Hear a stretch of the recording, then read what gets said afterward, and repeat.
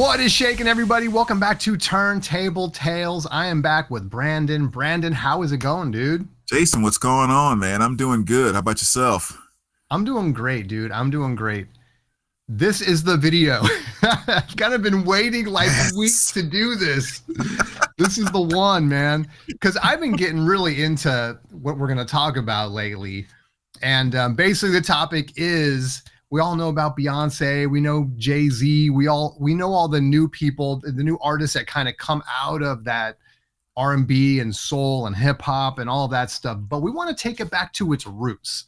We really want to go back and talk about even beginning in like late 70s, bringing it into the 80s and, you know, mid 80s and into the late 80s, and just kind of how really a lot of influences came out of that time, like with the drum machines and the sequencers and the sampling and all that kind of stuff. So we really want to get into like soul, R&B, some hip hop, some electro funk, you know, and stuff like that. So I think we got some really fun stuff to talk about. And this has been like front of mind for me, because as I'm like buying records and thinking, really trying to build a foundation of stuff that comes out of my childhood, really, you know, growing up and the stuff that makes me feel nostalgic. This was kind of a blind spot for me for whatever reason. I think maybe because I used to have a lot of this stuff on cassette tape, you know, banging this stuff in the boombox or on the Sony Walkman. So anyway, it's front of mind right now. So I'm so happy that we are talking about this stuff today, dude.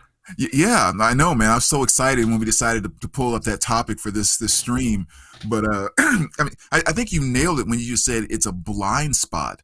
Because that's exactly what that 80s R&B and electro funk and all that stuff is. Because, I mean, obviously we all know how big soul was with Stax Records and Motown and all of that in the 50s and 60s. It was huge. In the 70s, we all know the Sly and the Family Stone and, you know, all the funk stuff that came out during the 70s. It was huge. But in that late 70s going into the early 80s, especially when MTV took over, like MTV took pop and rock and everything to a whole new level, and R&B was kind of lost for a bit. My first one, all right, so I'm actually going to kick it right off with a record that I only recently discovered, because I'm kind of going chronologically. So this is like my earliest one, and this one actually came out in 1977, and this is a Ramp. Ramp the band, Ramp the album, whatever you want to call it. They just did this one, Roy Ayers music production, I believe is what Ramp stands for. And I came across this. Somebody had posted it on Instagram or something. I always love to see that stuff. I run right off and start sampling it. And as I'm going through, I hear something very familiar, and it gets to a track that I know I've heard that sampled before, and it was actually sampled by a tribe called Quest on their tune Bonita Applebaum, I'm pretty sure. And it's kind of a slowed down version and everything. And man, dude, it's so good. This is a very interesting album. In fact, Edwin Birdsong is also, I don't think he performs on here, but he's one of the arrangers on here along with Roy Ayers. So kind of an unusual story. I'm still learning about this because I just picked it up, but I can't stop spinning it. It is so good. But it's very unusual. If you listen to Edwin Birdsong, his stuff it's a little bit different from the other stuff that was coming out during that time. And this definitely has that flavor. That's what I love about it. This isn't just a cookie cutter record where you said, you know, I want to hear some of that late 70s R&B, jazz funk, which is what it is, but it's also different. There's a twist to it, a spin to it. The vocals are very different. The arrangements are very unusual and different. So I freaking love it, dude. This went straight to the top of my favorites list when I snagged it. And like I said, I've just been listening to it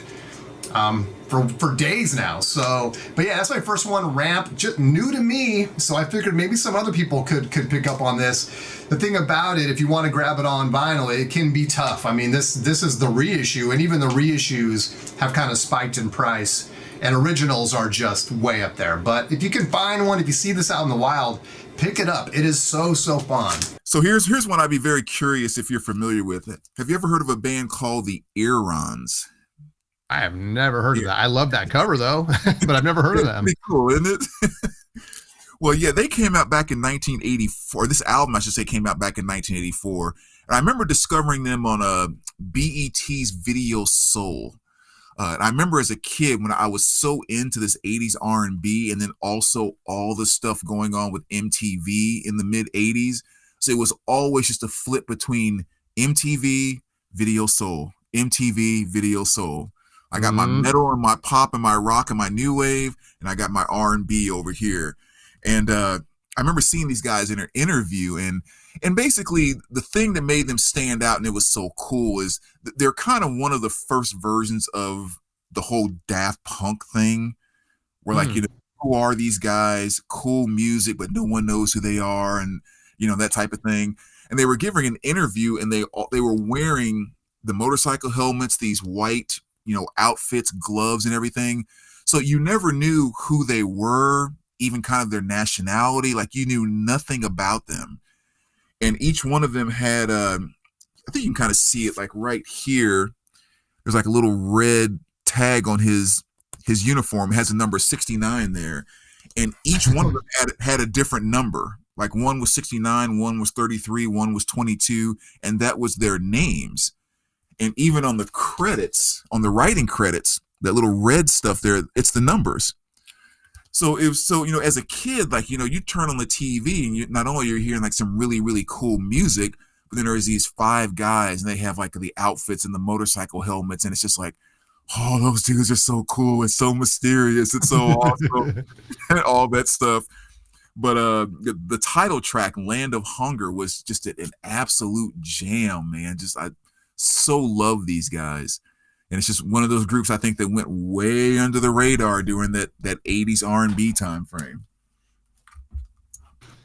Dude, that is cool, man. I love what you said too about kind of flipping channels to get kind of feed both versions of, you know, your taste and stuff is.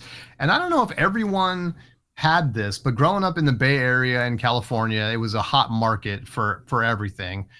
And we had 3 great stations on the radio, you know, and on FM. I think they were all FM. And one was KITS, which was like alternative.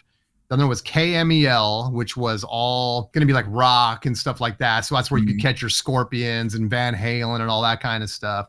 And then there was KSOL, K-Soul, and that was like all of this kind of stuff. And I would just flip all 3. Something come on I didn't like or didn't recognize, I just flipped to the other one. And I would, you know, so between those 3 stations, I was always catching something cool. And, you know, occasionally, you know, I had to hit the record button and try to make a little mixtape, you know. But yeah, it's cool that you mentioned that, because that is a big part of like my early kind of upbringing, listening to music, even before, probably just before I turned 10, you know, and then 10, 11, 12, 13 years old, was those 3 stations, man, just came through clutch. And so if it was something I couldn't catch on MTV, there was always going to be a way to catch it on one of those 3 stations. Right. Yeah, we kind of had the same thing. So I kind of grew up in Central Missouri during that time period, that junior high kind of time frame. And there was a Y107 that was just kind of all of the popular pop and new wave stuff. And my dad taught at a college called Lincoln University, which is a very small D2 college. They had a small radio station, but that's where you got any R&B type of stuff was there. You know, it's a historically black college. So that's where you got the R&B stuff. And then there was another one that was it was actually right in the middle of the dial, 97 something. That's where you got all of the Whitesnake and the Scorpions and all of that. And it just so happened my best friend, Matt, his brother was the main DJ there. You know, so he already had like an insane record collection, and we could call him up at any point in time and, hey, play Still of the Night by Whitesnake. And it's like one song later, it's spinning, and we thought we had like, you know, the world by a string, because we are in control. Any song on the radio we want right now, and we like prove it to people. That's awesome, dude. Can you play? Yeah, I didn't know anyone from a record station, but I remember, you know, there'd be times of the day where you could call in and make requests, and occasionally they'd play your phone call on the radio. And I remember I was always trying to get on the radio, and I remember a couple times they did play it, you know. It'd be like, yeah, Jason wants to hear some Depeche Mode or whatever, and then be me saying like, hey, can you play, you know, blah, blah, whatever, you know. Good old All days. right. Next one for me is going to be, again, this is another one that is just kind of a recent discovery. And it's another one that was sampled. And that's kind of how this one came up. And this is Edwin Birdsong's self-titled album. And, this again came out around 1979. Daft Punk sampled a track off here for their tune, Harder, Better, Faster, Stronger. Mhm. And the name of the tune is called Cola Bottle Baby. And maybe a lot of people are hip to that already. But one thing, and I decided to grab it on vinyl. And as I spin this thing, all of side one, it is a work of art. I mean, it's Cola Bottle Baby, runs straight into Fizz Fizz, runs straight into a song called Kunta Dance. And dude, it is an experience. Like this is an album, you know what I mean? Like you put it on and you sit and you listen, and the way he put it together and the instrumentation on here, there's a guitar player that is just phenomenal. So it's kind of got elements of rock, it's got elements of, funk and sort of electro funk and just, soul and R&B and all that kind of mixed in. And that's when I discovered like Edwin Birdsong, man, is a very unique sort of creative mind. Like this isn't someone that, in my opinion, that I would say kind of follows the pack and sort of was just putting out more of the same. He was doing his own thing here. Even if you just listen to Cola Bottle Baby, and how did he even make the sounds on there? Like if you go listen to Daft Punk, go listen to that tune and ask yourself, like, what are these electronic sounds I'm hearing? Well, they came from this guy, and it's unbelievable. He's very inventive. And I just can't get enough of this. This is another one where I spin it all the time, man, since I got it, because it's just so much more than I expected. Mhm. If you are looking to grab this on wax, I mean, this is the music on vinyl. Unfortunately, this is another one kind of like the Ramp record that's getting tough to grab it. For some reason, and maybe it's because they're being reissued, like people are hip to these, and DJs have always been hip to this stuff, right? And so they kind of snagged up all the OGs, and either they're in someone's collection or they're back in circulation, but oftentimes they will have been played to death. Mhm. And so a reissue is comes in clutch in that situation. And this one came in clutch for me. Edwin Birdsong, do not sleep on him, man. He's phenomenal. Nice. I am not familiar with that at all, but it definitely sounds like a cool one to check out. That's one I can confidently say you gotta check that out. It is so good. Nice. Just based off of that one, it's making me think about this one. So I'm just gonna kind of play off the visual of what you just showed, because that he looks just like Mtume. He looks just like him, or like his son or something. Yeah, it's true. But yeah, the classic Juicy Fruit from 1983. Again, another one of those albums that I discovered during that time frame of flipping back and forth between the channels, and just another one of those songs that just has such an 80s smooth groove to it. And there was always that thing too, with there's so many of these bands that maybe like a guy was the leader of the band, but then they just brought like this soft R&B but yet kind of powerful female vocal that they would mix into their stuff that just made it golden. And again, another prime example of that with this album right here. I mean, her vocals just absolutely amazing. And I remember the one thing I always think about with the Juicy Fruit was the video. Again, it was very simple, people standing in a room, one or two cameras, but there's this keyboard breakdown in the middle of it that just always gives me like the deepest goosebumps. Like I just love it to death. And in the video, there's this Asian woman in like an all red dress, almost like she's going to a ball or a very, very like upscale function. And she's doing kind of a classical kind of dance during this keyboard breakdown. And then there's this black guy that's there who's kind of more a suit, really cool sunglasses, kind of a cool looking hat. And he's doing a little bit more break dancing type of moves.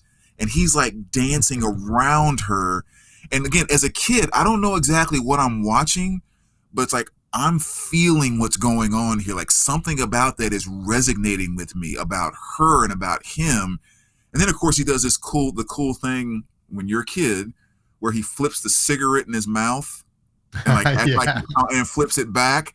And I'm like, oh my God, these guys are so cool. Oh my gosh.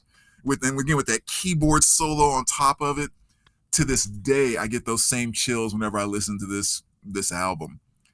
And not to forget, like as funky as some of the and it is R&B and cool some of the stuff is on here, this dude used to play for Miles Davis. Oh, Like really? I didn't know that's the that. world that he came from. He was in Miles Davis's band. So I mean, Wow. he was, I mean, great in the jazz world, and it was just kind of like there's some of this R&B stuff that's inside of me, and he started dropping it in the '80s, and it was good stuff. Yeah, that's a great one, dude. I definitely that's a staple in my collection too, man. I love that Yeah, record. Juicy Fruit, juicy fruit, classic. juicy. Dun-dun-dun-dun-dun-dun. Oh, That's so the slow good, jam, dude. so good. Um, that's a good one. All right. I feel like I'm on kind of a roll here of like records I've discovered recently, but I like sharing this stuff because for other people that don't know about it.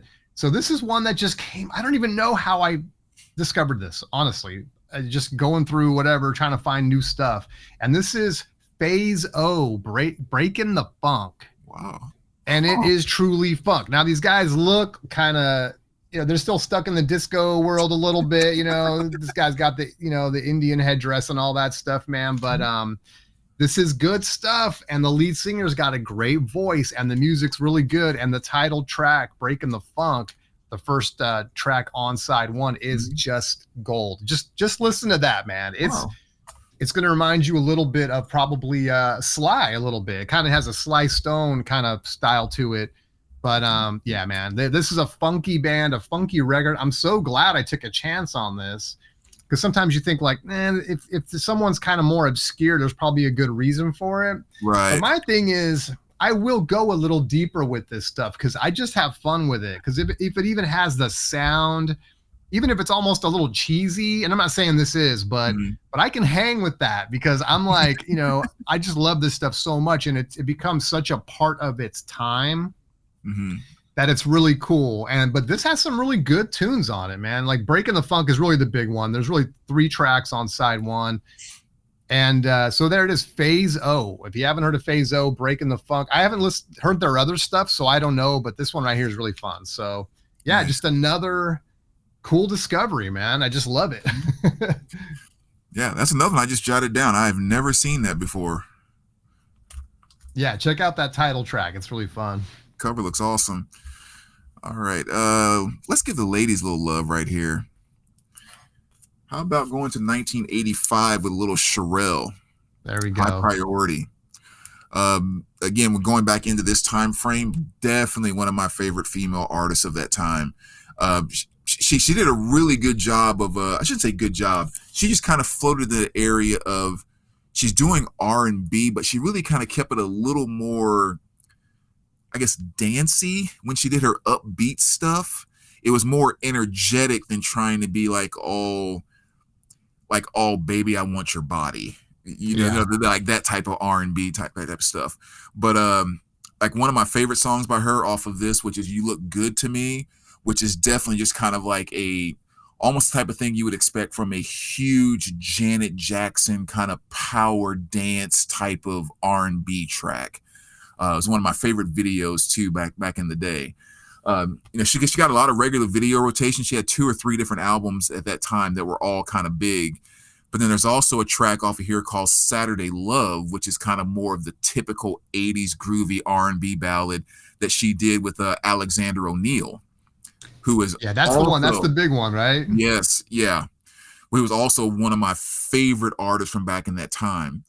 And one thing a lot of people don't know about Alexander O'Neal is before he went solo, he was in a group, which he was the lead singer, and he ended up leaving that group because the person that had kind of put it together was trying to take too much creative control.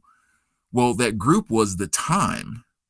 He was the Oh, original lead singer of The Time, and he and Prince kept butting heads over control. So he left The Time and went solo, and then that's when Morris Day got pulled in to The Time. So So Alexander O'Neal does a duet with her on here called Saturday Love, which is just one of my absolute 80s R&B love bangers. I mean, oh my goodness. It does not So get good. any better than that. But yeah, Sherelle, she laid her mark, and she had a really cool video with this song off her other album. Remember the song "I Didn't Mean to Turn You On" Oh by yeah. what's his name? That's Palmer. Palmer did it. Yeah. Yeah, Robert Palmer? yeah, that's it. Yeah. And she did a version of it too, and had a really cool video that kind of went along with it. And so yeah, so she made her mark. She definitely made her mark. Yeah, that's a good one. That's on my want list. I don't have that one yet, but yeah, Saturday Love is just a staple. It's essential. It's so good. Mm-hmm. I didn't know that story about the time. I think I never really looked into it, but I think I had heard that there was another singer before Morris Day, but I never really explored it more. So yeah, that's cool. Yeah, and see, I don't want to take up too much time with it, but it is a really cool story because like once he left, Morris and Prince used to know each other, and Morris was working at a rental car place. And he's like, yeah, you started to hear Prince on the radio. So I was getting excited that my boy is making it. It's like all of a sudden I get a call one day. It's like, dude, quit your job and come join this new band I'm putting together or whatever. Oh, man. And so like Morris tells the story about that, and just the whole thing is such a cool story. But yeah, it's just like overnight, Morris went from renting you your car to like, starring as the bad guy in Purple Rain. Yeah, awesome.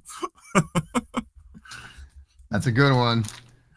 All right, next up for me, as we kind of go chronologically, I think we're still in the 70s for me, actually, late 70s, 79, I think this came out, and this is Donna Summers on the radio, double LP.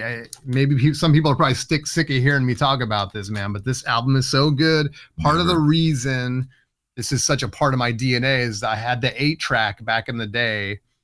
I picked up on I won't tell the story again, but it was this and Kiss's debut. I mean, 2 records that couldn't be maybe further apart, but those were like my 2 I had to pick. And so I just love both those albums for that reason, both these albums for that reason. So, but man, I always say side 3 is the one to listen to. You get Hot Stuff, Into Bad Girls, into Dim All the Lights, into Sunset People. And so the way they sequence, this is a greatest hits volume 2, but the way they sequence it is they kind of reproduced it so that those songs kind of all run together so that it's just a dance party, man. And they just did a really thoughtful, good job on that with this record. And I mean, this is some of the early, the electronic vibes on here with the synthesizer and stuff like that. You know, it's kind of, I want to say a little bit of a pioneer bringing that into disco and kind of, again, talking a little bit about where disco is going. I think Donna Summer is kind of a pioneer in that realm as well. So yeah, this is just, I think everyone's got to have this in the collection, man. And the whole album, double LP, is great, but side 3 is the one, dude. If I need to just kind of dance around a little bit, it's like boom, side 3 comes on, and I just imagine I'm in Studio 54 with the light up floor and everything, and just getting down to some Donna Summer. Yeah, I mean, dude, I love my Metallica. I love my Overkill. I love my Slayer, on and on, but don't dare say anything about my Donna Summers. Exactly. Donna is the real freaking deal. And not only that, it's like, I think she took disco and, like you were saying earlier, and made it something more than just a random beat that was thrown out and some repetitive words put on top of it. And even just herself, just the person and the woman that she was, she did it with class all the way through. Yep. Like she wasn't trying to use her body to sell it. She wasn't trying to be something that she wasn't. I mean, it was just simple, pure class and genius being shared with you. I mean, she is the queen. She is the absolute queen. She is, man. I love watching those every once in a while. I gotta sneak on the old American Bandstand episode with Dick Clark where he's interviewing her and she performs and stuff. It's like, still tugs at my heart still now, man, you know. Heck yeah. All right, what are we gonna go with here? Okay. I'm gonna pull what I oftentimes refer to as the second version of Thriller. I call this Thriller Volume 2. And that is Don't Be Cruel by Bobby Brown. Bobby I Brown. mean, again, you talk about an album that just had hit after hit after hit. It came out in '88, so that's obviously we're talking about like after Thriller and all of that. But I mean, side one, there's kind of a prelude, but then Don't Be Cruel, My Prerogative, Roni, Rock With You. Just side one. We haven't even gotten to side two with every little step and everything. I mean, just absolute bangers. The kind of album that so many bands or so many artists back in the day would have killed to had one of those songs over the course of their career. One to take them where that one song went. And that was just his side one. I mean, and after leaving a group that was as big as New Edition, like for him to go to this level, like his prior album to this wasn't bad, but it was just kind of a first solo album. It had one hit called Girlfriend on there that was okay, but it was kind of like Bobby was still in New Edition on that album. He hadn't found his bad boy self yet. And it was his bad boy self that actually brought out his talent, his true talent. And he, just nailed it on this one. So yeah, this is just again, Thriller Volume 2 is the way I always refer to it. That's a good way to put it. So many hits. That's a good one. I do not have that album, but again, that's another one that's on my want list. I gotta pull that one into the collection. That's a good one. Our next one for me is going to be a little band called Kool and the Gang. And I know this particular record maybe doesn't get a ton of love, but to me, this has two of their big hits, man. Ladies Night, which is the Ladies Night album here, and then Too Hot. Now, that is a groove right there, man. I just love Too Hot. Kind of a nice little slow jam. I mean, it's interesting with Kool and the Gang because it's very upbeat and positive, and lyrically, the vocals are always kind of party and fun, and even the ones, I don't know if I call them ballads, but there's still something that kind of keeps them upbeat a little bit. Yeah. And Kool and the Gang, Ladies Night, I could have picked a lot of them because they all have at least one or two great hits on them. But yeah, this is just one of those ones. This does go back to my childhood, and just being like, gosh, I don't even know, 9, 10 years old when I started hearing this stuff and really kind of developing an ear for this kind of music. I had to give some love to Kool and the Gang, man. This one's a great one. Yeah, that is a great one.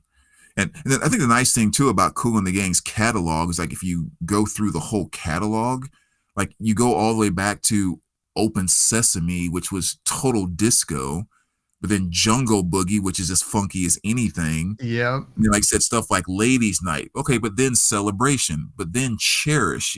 It's like they really went the full spectrum of we'll do cheese, we'll do disco, we'll do funk, again, just whatever came out with them. Okay, let me go to something else here. Actually, this is one I'm sure probably not as popular. Loose Ends. Oh, have you ever heard of them before? Well, I may have one here. Oh, really? It's a different record, so that's cool. Nice. Well, let me just ask, which one do you have? I mean, if you have so here I'll pull it out. Let's talk about it. You probably have the one with. In fact, I don't want to steal your thunder, but just real quick. So Loose Ends, I got So Where Are You? Nice. Of course, this is the one with Hanging on a String on it. And these are tough to find in the US, dude. I could not these are our UK band, right? And so I was looking and looking and looking, finally came up on like a UK seller. I snagged it. I paid the extra shipping because it's so good. So yeah, I know a little bit about Loose Ends. I think the big tune for me would have been Hanging on a String. I think a lot of people may have heard that even if they never heard of this band. So yeah. Okay, this is kind of interesting because this one is a Little Spice, which is a studio album, but this has Hanging on a String on it. Oh, that's interesting. Okay. So I guess it was on two different albums? I guess. The same track? Yeah, that's weird. What's side one on the one that you have? So it starts with Hanging on a String, and then it goes into Give It All You Got, The Sweetest Pain, You Can't Stop the Rain. Okay, yeah, totally different track listing, but that song, I guess, somehow made it to two different studio albums. That is interesting. I didn't know that. It's kind of interesting. But yeah, just kind of in general, talking about the group. I mean, you kind of know them, so I would kind of describe them as they're doing the '80s R&B thing, but they're being a little artsy about it. Yeah. Like they're not like, we're not just gonna do straight groove stuff and just sing like most R&B singers. They're trying to be a little bit more like artsy. That's really the best word I feel like I can put to it. But yeah, another great one. Yeah, that's a great. This is the only one I have. I don't think I've really heard much of the other stuff, so I definitely need to pick some more up because I do love this. And I follow them on Instagram. They're still touring. I Oh, keep nice. waiting for them to come, close to me, but I don't know if they ever will. Yeah, that'd be great. Being a UK band and stuff. All right, so I had to talk about this band. This is one I just picked up, but I've been listening to my SOS Band for a long, long time. But this is the one, man. This is the one that has Take Your Time, Do It Right on there. And again, this is just another album that is in my DNA, or especially the song Take Your Time, Do It Right. I mean, that's one that was on the radio constantly when I was a kid. And it was just one of those ones that you would just go around humming, I mean, literally as like a 9-year-old kid, go around singing this tune. I'm probably getting the lyrics wrong, but still. SOS Band, I mean, I just think their best stuff is so funky, so groovy. The lead singer, female lead singer on here, Mary Davis, growls her way through that track, man. She is phenomenal. People that know. She is amazing vocalist. Yes. And these guys just have everything going for them, man. It's like the music, the writing, the singing. SOS Band, dude. I freaking love them so much. And they have a lot of great tunes. But this is kind of where it all started for me, man. Take your time, do it right. That's just one. Play it at my funeral. You know what I mean? It's just so good. Yeah. So there it is, man. Self-titled SOS Band. Love them for the end of time, man. And Take Your Time, Do It Right is just such a cool tune. That is so good. Matter of fact, I knew your love for it, so I didn't even bother to pull any SOS Band. I was like, I know he's gonna have it, so it makes no sense for me to pull it. It's covered. Yeah, because they are definitely, I think, one of the. I have no problem saying that they are probably one of the best overall bands of the '80s R&B scene. Like, it would not bother me to say that. Dude, so I mean, I don't know if they still perform. I think the singer retired a few years ago, and maybe they got a new singer. So I don't know exactly the time frame, but there is very semi-current stuff of them performing live and just sitting around. I think during the pandemic, they did a thing where they were performing. They're as good as ever. So it's not. These are not. I was so shocked that even some of the new, I don't want to say new arrangements, but just them performing these tunes currently or very recently are just as good as they've ever been, man. I was so impressed. I mean, it's a band where I would say, if they come around your town, go check them out. They're going to sound phenomenal, from the guitars to the horns to the vocals. I mean, everything was super tight. So I was very impressed. A lot of times you don't see that. You see bands kind of trying to hang on, and it's kind of like, maybe it's time to hang them up, But not SOS Band, man. They are still fire. Nice. Yeah, that's definitely a great one. Let's see. What's next here? Okay. How about an artist that everyone knows, but maybe one of his albums that kind of went by the wayside? I'm talking about Rick James, and this is his album Glow, one of his later albums from 85, 86, somewhere right around there. And title track is definitely the best track off of, which is Glow. I mean, it was another one, that they had, regular video rotation and all of that. And it's Rick doing the same thing, that bass guitar groove, this kind of light funk thing on top of it. I've always said Rick James was always so interesting because every time you watched him perform, you saw his videos, there were 8, 9 people in the band, but you only heard like 3 instruments playing. It's like, wait a minute, I don't even hear the electric guitar. Like, what is this guy doing with the electric guitar? But it's kind of the same thing on this one. It's just right inside of that normal, what you've come to expect, cool Rick James groove. And like I said, that song Glow is just absolutely awesome. But I think this is kind of right where he was making his way out of the 80s and, you know, street jams and all of that. It just kind of, yeah, you've already rode Super Freak and all of that good stuff. But yeah, but really great album. Like I said, I think it gets lost in his catalog. Yeah, I'll be honest, I don't know a ton. I actually am going to show one soon, but it's not going to be that one. And so there's a lot of stuff that I need to familiarize myself with when it comes to Rick James, because he's one of the greats, man. Yeah, really great songwriter. I don't think he gets enough credit for how good of a songwriter he is. Yep. Absolutely. And that's, to me, that's what it comes down to. You know, it comes down to the arrangements, the songwriting, compositions, you know, and stuff. And you're right. I mean, that's a guy that could write hits. So he knew what was up. Yeah. Well, speaking of good songwriting, I think here's a guy that I don't even know if I could never hear another song by this guy and it would be fine. I don't know if he ever did another song. But he did one song, and it's awesome, and it's Carlton doing "She's a Bad Mama Jamma," and there's the 12-inch single of it. And I love this jacket too that it came with. It's really cool. This 20th century disco. I don't know if I'd call Bad Mama Jamma disco, but I mean, I definitely probably has disco roots. But this is another one, dude. It's just another one, like along with SOS Band and Kool and the Gang and Rick James and all that stuff I was listening to at that time. Bad Mama Jamma. And I probably thought this was another artist at the time. I almost want to say for a long time, I maybe thought it was Stevie Wonder or something, or I don't know. I didn't know who Carlton was. And when I hear it, I would just connect it to someone else. Yeah. Finally, later in life, kind of discovered it was this guy named Carlton. I have no idea who that is, but I know he did this record. And yeah, this is just, again, I don't even know. Everyone's heard it, right? She's built, she's stacked, she's got all the curves and min lag, all that stuff, man. It's a masterpiece. It really is, of what it is. You can't get it out of your head. Everybody's heard it. I don't know if you call him a one-hit wonder. Maybe I don't know. Maybe he's a great, he's put a lot of other stuff out there, but whatever he did this. She's a Bad Mama Jamma, and I freaking love it. And again, this is another one that's in my DNA. And again, everyone's heard it. Like, so for that reason, I call it a masterpiece. So, yeah. She's a Bad Mama Jamma. Love it. That's a good one. And I can see how you can mistake it or wonder at a time if it's a Stevie Wonder song, because it does sound like a Stevie Wonder song. Yeah. It really does.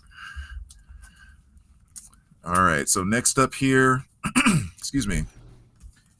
How about a little Yarbrough and Peoples? Oh, okay. The two of us. Again, overall, I mean, the album is very cool. Definitely a kind of a sign of the times. This is 1980, so we're coming out of the 70s and going into the 80s R&B realm. But the song "Don't Stop the Music," I don't care what decade you're talking about, that will hold up to the funkiest funk of anything from the 60s, the 70s, the 80s, the 90s. That was a pure jam. That much like what's her name from SOS Band? Mary Davis. Mary Davis. This is just like another one of those Mary Davis from the time. Just a smooth, not trying to go out of her range, not trying to show you all the notes she could hit. There was just a grit and a soulful powerness to her voice that just made the groove under that song just flow. And again, kind of that electric kind of, I don't know what instruments they were using to play the groove and the rhythm. I guess it was a keyboard or something. But yeah, I think so, to get a lot of that bassy sound and stuff. Funky. Oh my God, dude, so funky. You hit on it, dude. And I mean, a couple things. One is, you said groove. There is a groove to that record that you don't get. AI is never going to be able to do it.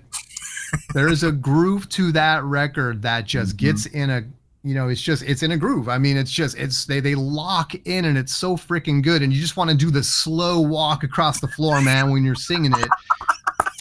And the vocalist. So if you start to like trim away, and a lot of the stuff we're talking about, let's just stick with female vocalists, and you start to say, okay, now we can only have the top 25. Okay, now we can only have the top 20. Now we can only pick the top 10. The characteristics of those very, very best ones, she has them. She is such a great vocalist, man. Like you nailed it, dude. It's so good. She just has that character. You know, Whitney had it. You know, it's just that characteristic that just, you know, it's just second to none, dude. That's a very good pick. Yeah. Yeah, it was just something about them. And it is kind of weird because you can also listen to them and your first reaction could be, well, they all sound the exact same. Because if you take Peoples and what's your name for SOS Band, and then you go to Rolls Royce, you go, you keep going down the lines, like, or Mtume, same thing. It's like, okay, there seems to be this one common denominator of this smooth singing, delivering girl that's right in the middle of this, that's just making a groove that much groovier. And it's like they knew it. And when they snagged those ladies up, they were like, "We're gonna ride this." Sorry, I mean, Shaka Khan. That's another one, dude. I mean, yeah. So yeah, really, really good stuff. All right, female vocalist. I'm putting it on the list for a future video. Street sounds and street songs, and 1981. Fantastic album, you know, everyone's heard it, you know, Super Freak and what's the other one that's on here? Give It to Me Baby and that kind of stuff, man. So good. It's just jam-packed with great stuff. And of course, MC Hammer liked it so much he had to borrow one for one of his tunes. But yeah, this again, we're really in kind of a sweet spot for me. And it's funny how this kind of goes chronologically because this is an era where like my radio was locked in on this stuff.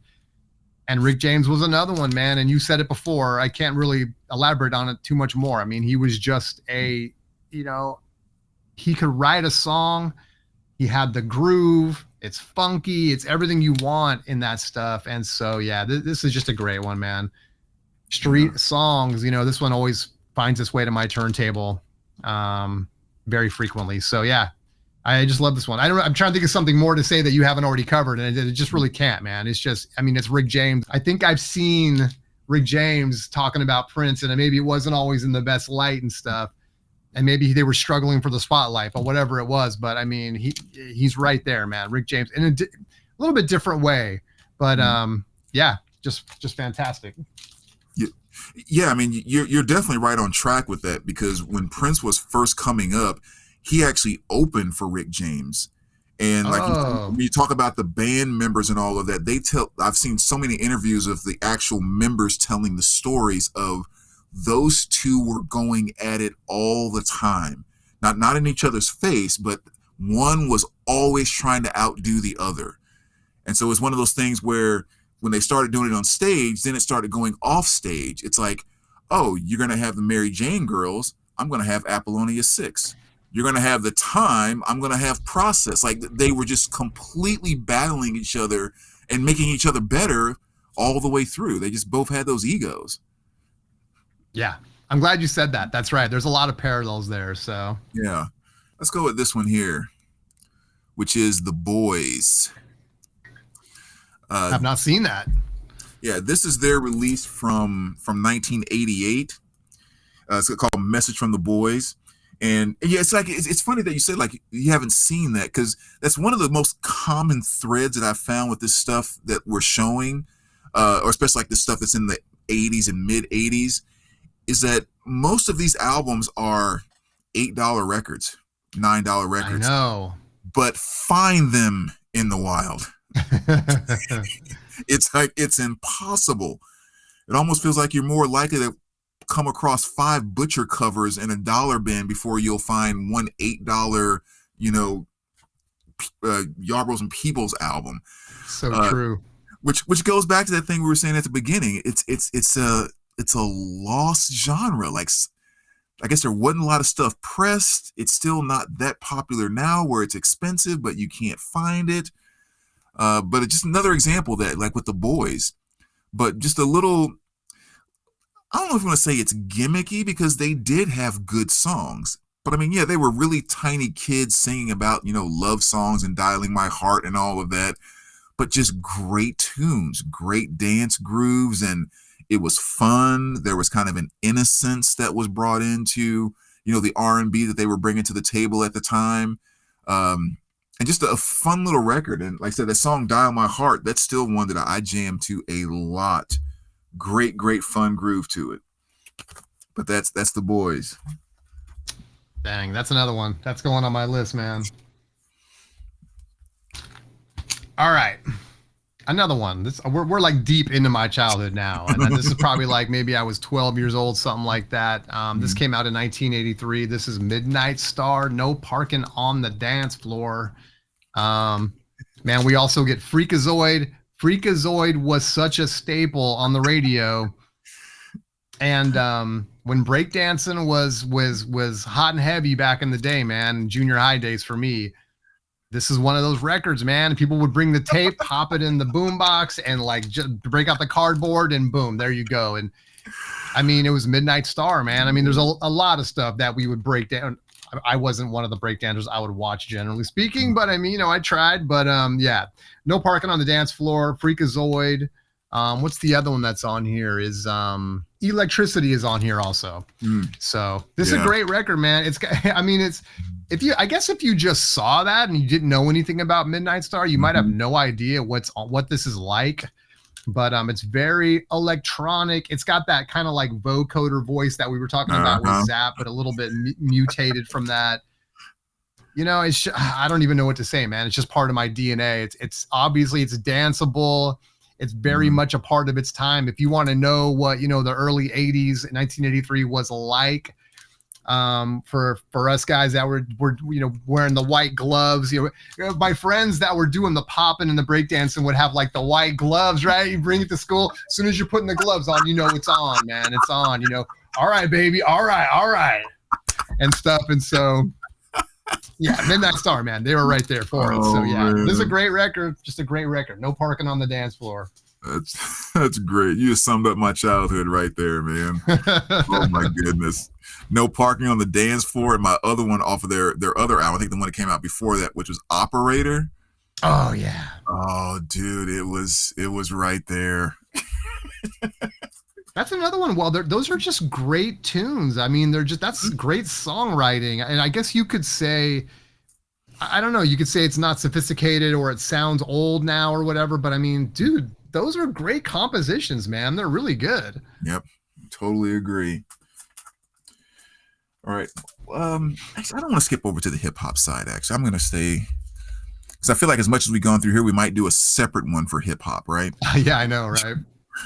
How about this one here? A little Quincy Jones, "Back on the Block." I do not recognize that one, man. I know Quincy, really? But that's that. Oh, that's cool. Well, yeah, this would definitely be a good one to discover here. This came out in 1989.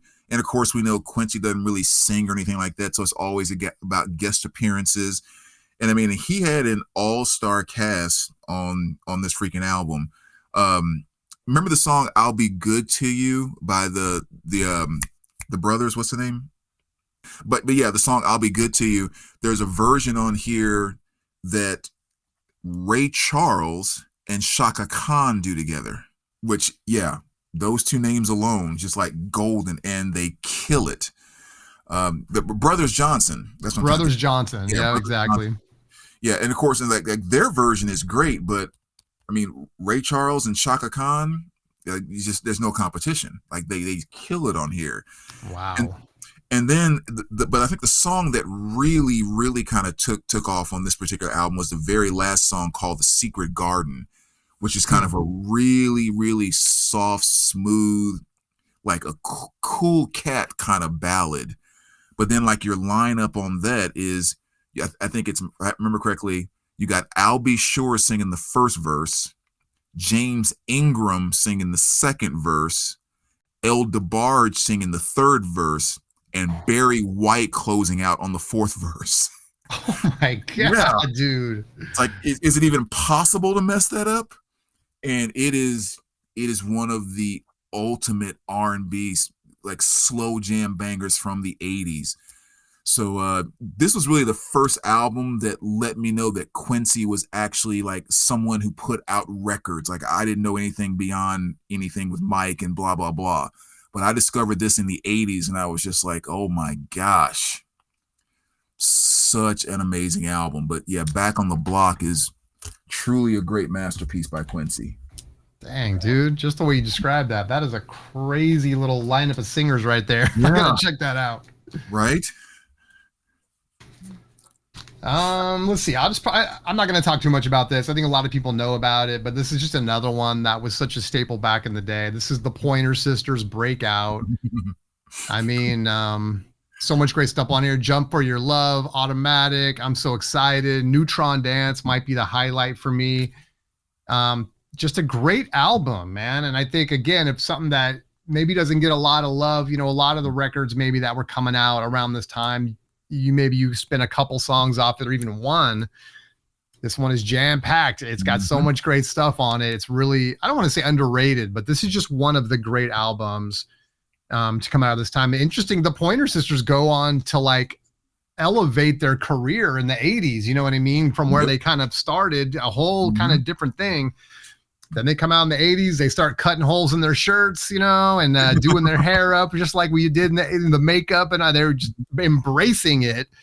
And they led the pack, man. They were just so good with some of these tunes. I mean, Automatic is such a great one.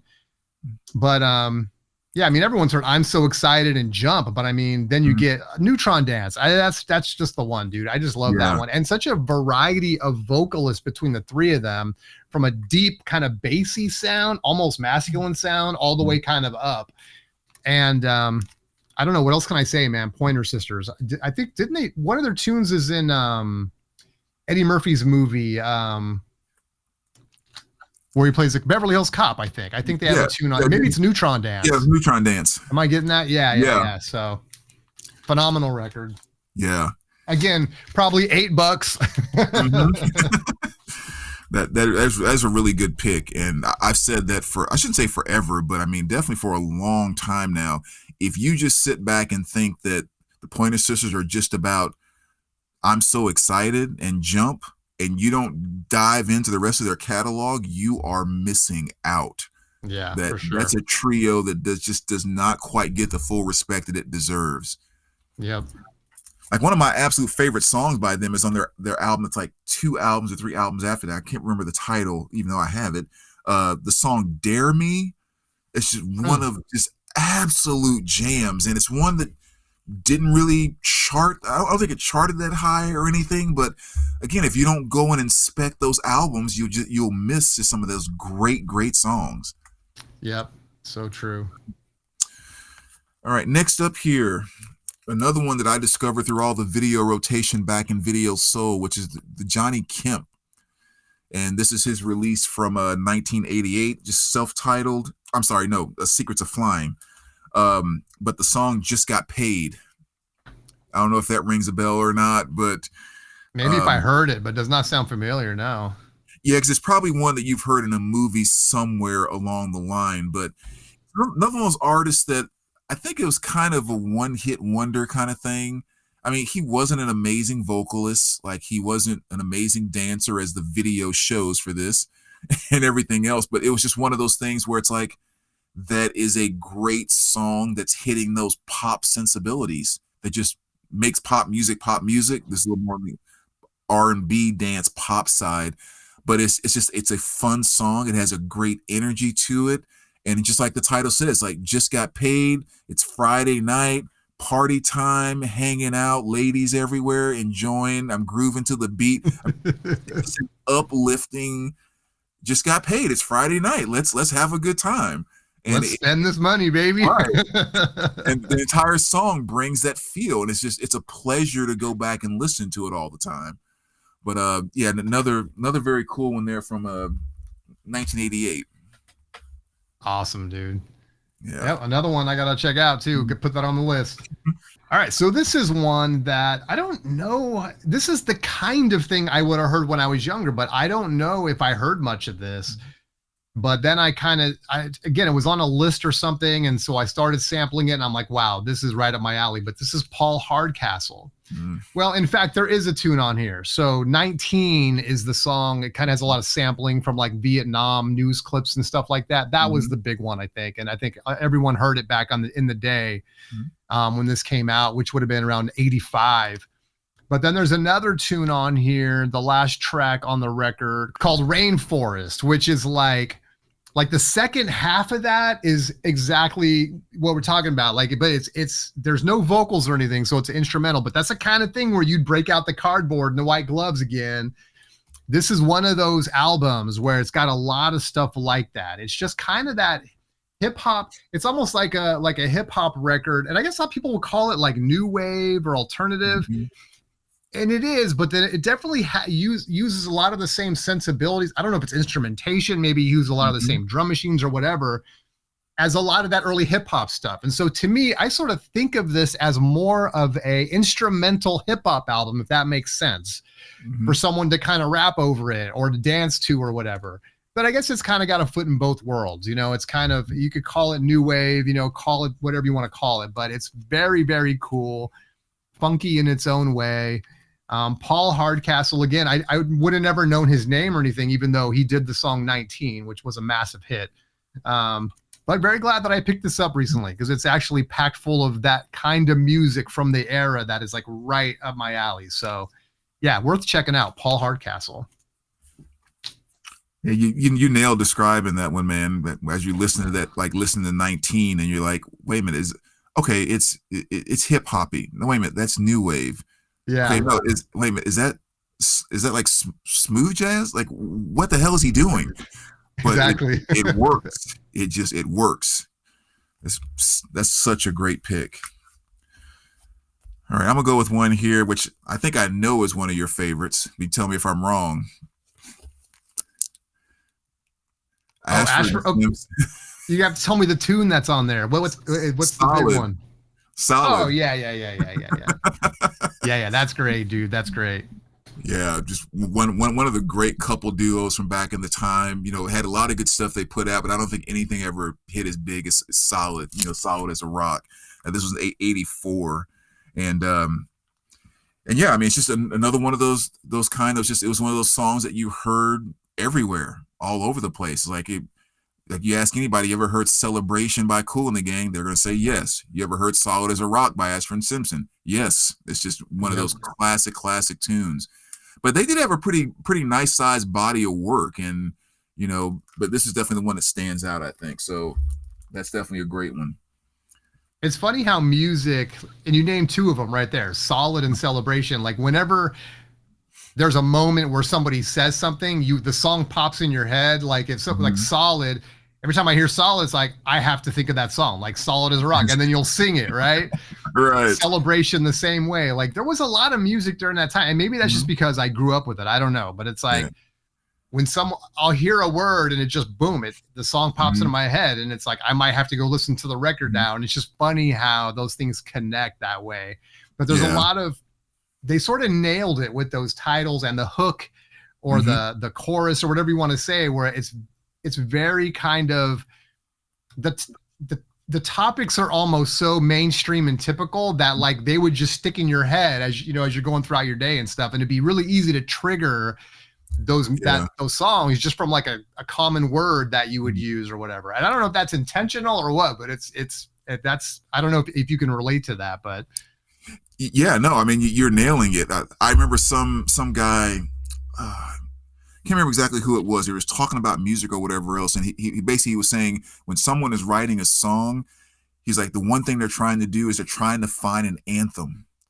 He's like, if they can write an anthem, that means everybody's going to recognize it, everyone's going to sing it, every stadium is going to play it, every radio station is going to play it. And so that's kind of exactly what it boils down to. Like Solid as a Rock, that's an anthem. Celebrate, Good Times Come On, that's an anthem. Yep. You know, and anthems are the things that everybody stands up and salutes, kind of. You know what I mean? Yep, absolutely, man. Very intentional. All right, next up, I am going to do one hip hop tune. Just it's a 12-inch. This is a song that, again, man, I just stuck in my head, man, back in the day. And I guess this came out around 80. I think this one came out in like 84.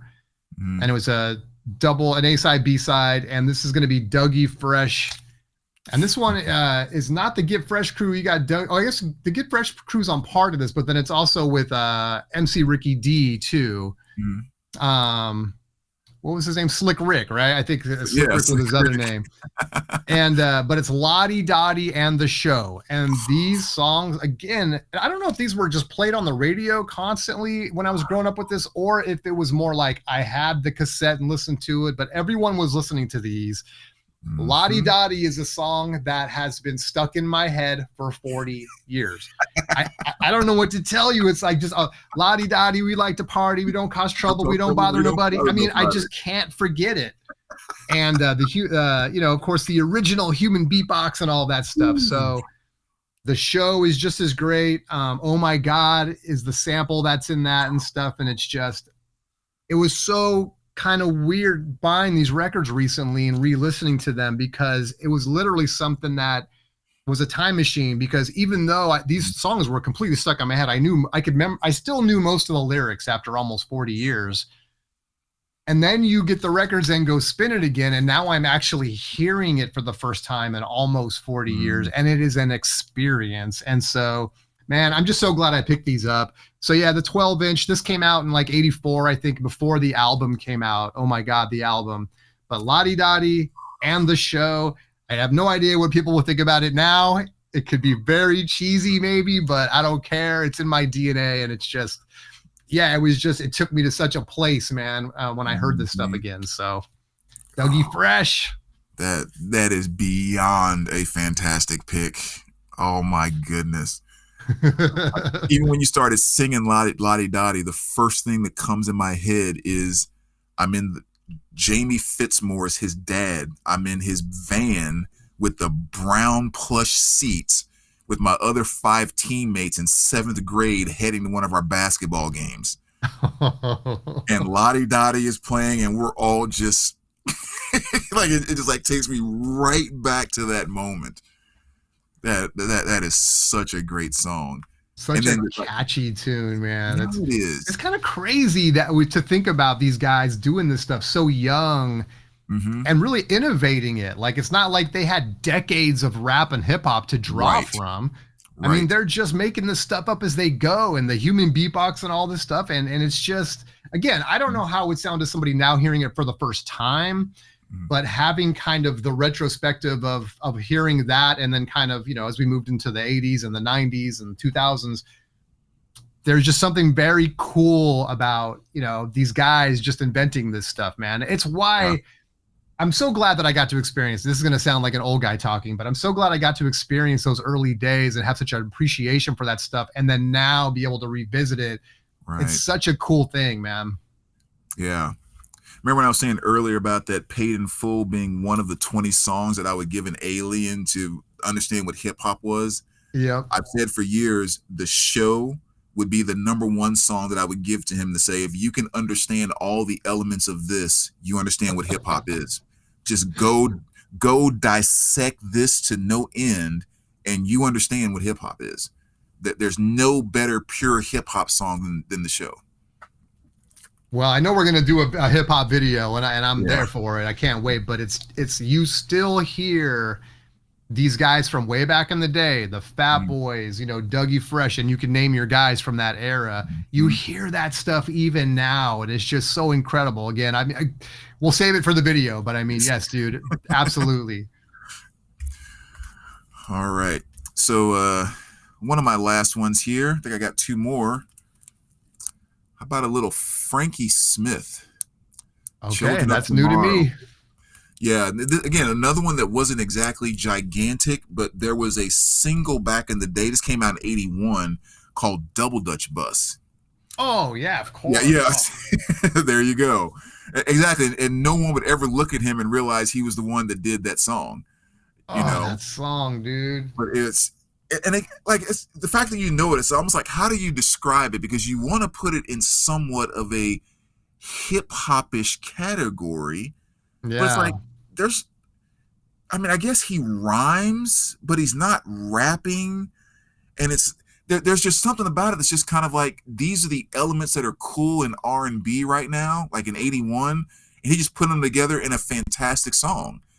Well, is he the guy that kind of invented that kind of way of speaking, like what Snoop Dogg came along and kind of took that a little bit, right? I don't know, actually. that style where it's kind of I don't know what the word is, all Rizite and all that stuff from Double Dutch Bus, right? And I feel like Snoop kind of took that a little bit. Never thought about that, but I mean, yeah, that's exactly what he does on it. And I said again, I remember this one. This came out when I was like 3rd grade, 4th grade, or something like that. But it was when I was living in the projects back in Southern Illinois, and the corner person that lived right there with us, her name was Deshawn. And so her parents and family had a stereo, which was kind of cool. So during the summer, she would bring one of the speakers out on the front porch, and this was the song that she would play all the time. It was just Double Dutch Bus over and over. And she always got all excited on the part where he goes, Rebecca, Nolita, Deshawn. And I was like, oh, she's saying Deshawn. She's saying my name. I'm like, shut up and let us hear the song. But it's like every time I hear it, I see that freaking speaker sitting right on that porch, and we had such a blast to it. So yeah, Frankie Smith. I love that story because that's kind of the way it was back then, right? And that was one of those songs where you would hear it not only on the radio or whatever, but you'd hear it coming out of other people's houses. You know what I mean? Like, it was just one of those tunes that everybody knew. And again, kind of going back to just being iconic, and you'd find yourself kind of using terms out of the song or whatever in your everyday life, especially as a kid. Right. You'd go back to school the next day and you'd start talking as if you were, whatever. You were singing Double Dutch Bus and all this. Right. But yeah, that's just a classic, dude. There's another one I should have pulled out. That's making me think of another song. I don't know if I want to talk about it though. Maybe next time. I'll say the title. Can I guess? White Lines. Oh, okay. I think it's kind of another one that's in that where it's like just when you hear it and you start to like just pick up on that's a very simple tune, right? I mean, it's like the same thing over and over, but it's like, but that's another one that just kind of gets in your head and with that beat and stuff. What were you going to say? Well, for some reason, I thought you were going to say Genius of Love by the time. Oh, yeah, you could do that too. I don't know why, but I could have swore that's what you were going to say. All right. Here's my last one. This is kind of going to go out of left field. We're actually cheating a little bit. This is going to be 1991, but dude, I sort of think of this as, I don't know what you want to say. It's like, this is almost the cork on the bottle of all the stuff we've been talking about today. Things kind of really changed, but to me, this is in the spirit of all the stuff we're talking about as we start to move into another age. And it's Blood, Sugar, Sex, Magic by the Red Hot Chili Peppers, which is full of funk. The guitar, the bass, everything. Anthony Kiedis' vocals, rapping, a lot of kind of like rapping on here and stuff. And it's just as funky as it gets. It's as dirty as anything Rick James did. It's as funky as anything, just pick those guys that kind of exemplified that stuff throughout the 80s. And now put them into the bodies of the Red Hot Chili Peppers. This would be the album you would get. And man, I don't know what to say about it. Again, I was a kind of a Red Hot Chili Peppers guy back then because I was into skating and stuff. And that was kind of our form of, I don't know, post-punk, kind of more punky type stuff. We'd listen to Red Hot. And then this came out and it was like, became my favorite album immediately when it came out. Like, some great stuff on here. What are some of the Under the Bridge, obviously. Great track. But then I love the last one on here is Sir Psycho Sexy. And it's dirty, but it is just funk deluxe, man. It's like they just cranked it up to 11 on the funk box.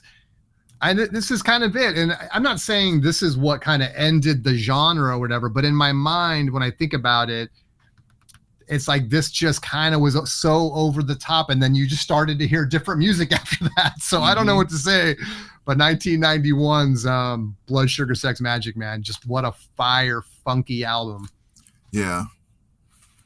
Yeah, that's a really good pick, and that's also, I wouldn't have thought about that pick, but that is a great way to kind of segment, what happened to the funk when the 90s and 2000s started to come around. And it's like there's a lot of bands, perfect example right there, that it's still there. It's very much still there. Yeah. I even think about kind of like Rage Against the Machine, the exact same thing. It's like there's tons of it inside of that. Yep. So maybe you don't get the recognition for it.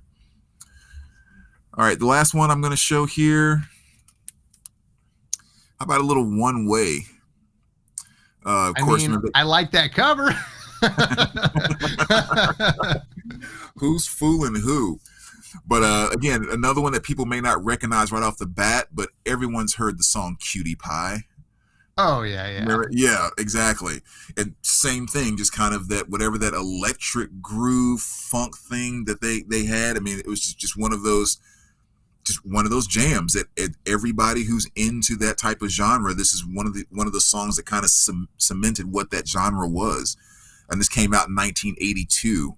So just another band too. They had a couple other songs that were okay, but I mean, nothing ever got anywhere near the level of Cutie Pie, but jam and a half right there. When you say who's fooling who, that makes me think of, wasn't it Aretha that did Who's Zooming Who? Yep. That's another fire tune, man. Who's zooming who? That's another one that was popping in my head randomly in some situation. And of course, nobody gets the references. That's the sad part. So many of these great musics with great references, they pop in my head. And like, what's funny, don't tell my girlfriend I said this, but she was too busy getting her PhD and her mom wouldn't let her listen to this kind of stuff. So like, I'm constantly like singing tunes and I'll look at her and blank stare. I'm like, come on, man. You don't know that?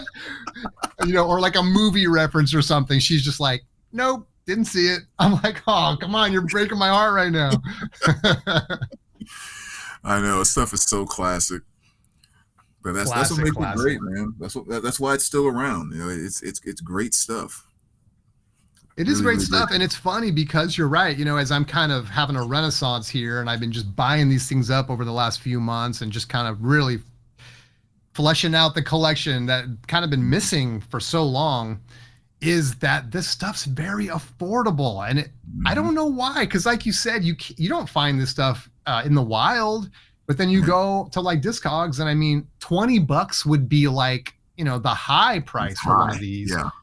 Oftentimes you're going to get them, like you said, more like $8 to $10, and you're paying more for the shipping than the record. Right. My question is why? And I mean, I love that we're doing this video today because this is some of the greatest stuff to come out of the 80s. I know everyone loves their alternative and their rock and all that, but man, you cannot sleep on this stuff. It's so good. The good news is you can go pick it up for cheap, I don't know why that is, man. This stuff is just so good. I really think if MTV would have incorporated it the same way they did pop rock and new wave, it'd been an entirely different story. But I mean, MTV got so big so fast, and even the smaller BETs and stuff like that was trying to catch up with the video rotation and getting the images of the artists out there, and like the saturation it almost like couldn't even take place. MTV just kind of drowned and took over the entire music world. And I just think there weren't a lot of them pressed. And to this day, unless but even then, I would think if not a lot of press, like guys like you and I that love this stuff so much, like we would still be fighting over it at $30, $40, $50 a pop. But I can't explain it. I honestly don't know why. Yeah, it's a weird thing. What's that? I said they never reissue it. I know. It is. You're right. It's the kind of thing that never gets reissued, So weird. Like a handful of these early ones, like I showed the Birdsong record. I mean, that's one, the Ramp record. But these are like, ones that were sampled and stuff. But yeah, I don't know, man. It's interesting you mentioned the MTV thing, and not to bring up a sore subject, but like, David Bowie was very much a spokesperson for and has been interviewed and really critical on MTV for not showcasing Black artists more, you know what I mean? And maybe that changed a little bit, but depends on who they were. If your name was MJ or Prince, yes, but if a lot of this other stuff just didn't get the play, so it's like, yeah. And that's the thing too, is like, even with MJ and Prince, you had to be MJ or Prince first before you started getting in the regular rotation. Yeah, that was one of the big beefs that Rick James had, when he was so big when Street Jams came out and everything, is like he could not get in the rotation on MTV. You know, it's like, was any song on MTV ever quote unquote bigger than Super Freak? It's like it's as big as any other pop song that ever took place, but he never got that rotation. A number of interviews, I remember kind of complaining about that, saying what BS it was. Yeah. Yeah. Yeah, But it is BS. They're really kind of selective, and it's unfortunately the criteria they use for their selection isn't good. yeah, So yeah, a lot of that criticism, and it's, as a kid growing up with that stuff, like I'm not really thinking about it, but now in retrospect and seeing a lot of these guys interviewed and stuff, yeah, it was messed up. It's yeah, funny that they do, Yo MTV Raps came out, but they kind of skipped mm, over a whole genre. It's almost like they finally did that when they couldn't ignore it anymore. right. But by the time that started, it was like, you'd already missed out on a whole bunch of music. Yeah, exactly. And even that scenario too, I always like to kind of, add this note in there, because I think every time we talk about something like this, like in general, like there's a reality that, like, yes, that's what's happening. I don't think it always happened with like an evil heart that kind of came behind. Like MTV had no idea if it was going to be successful or not. And they're thinking like, we want to try to mainstream and bring in, artists that seem to be crossing as many paths and as many pocketbooks and as many TVs and as many eyes. I mean, I could see them wanting to focus on, this is pop music, popular music, so I don't hold it against them in that regard. But looking back on it, it's like, yeah, you could have really done something kind of special if you could have been more aware of what you were missing out and skipping over. Yeah, it's a good point. And you saying that almost makes me wonder if they thought of themselves as being more reactionary as opposed to being innovative, which is Right.